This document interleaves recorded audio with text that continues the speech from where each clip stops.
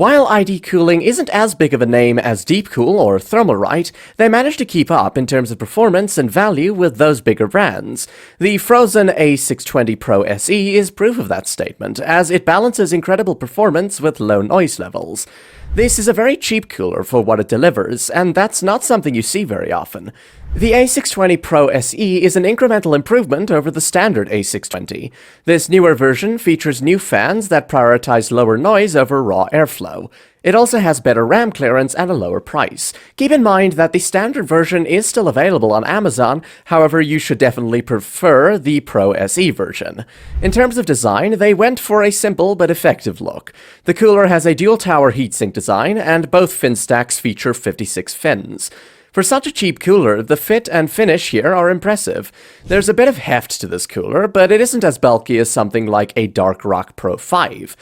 From above, you can see the plastic matte black covers with FROZN branding that hide the aluminum fins.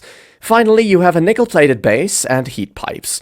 The provided fans have an RPM range of 300 to 2000, and they feature a simple all-black design. It's also worth mentioning here that the installation here is straightforward and similar to most other air coolers.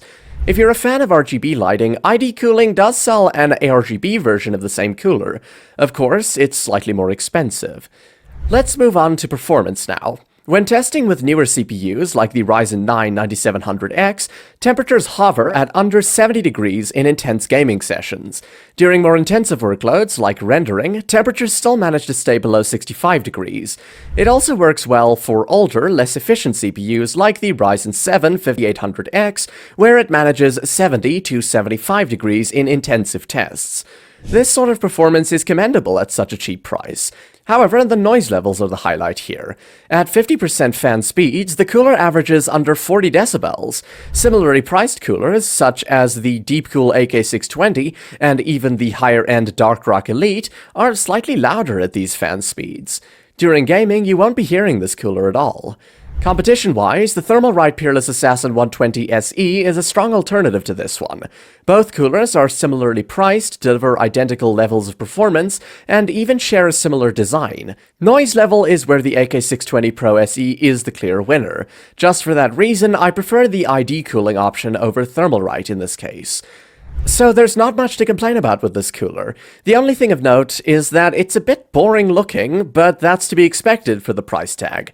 Otherwise, this is an affordable, high-performance cooler that gets all the basics right.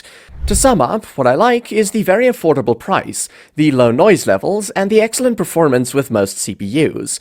On the downside, the design is a bit boring. Thanks for staying till the end. Remember, you can check current prices in the description below.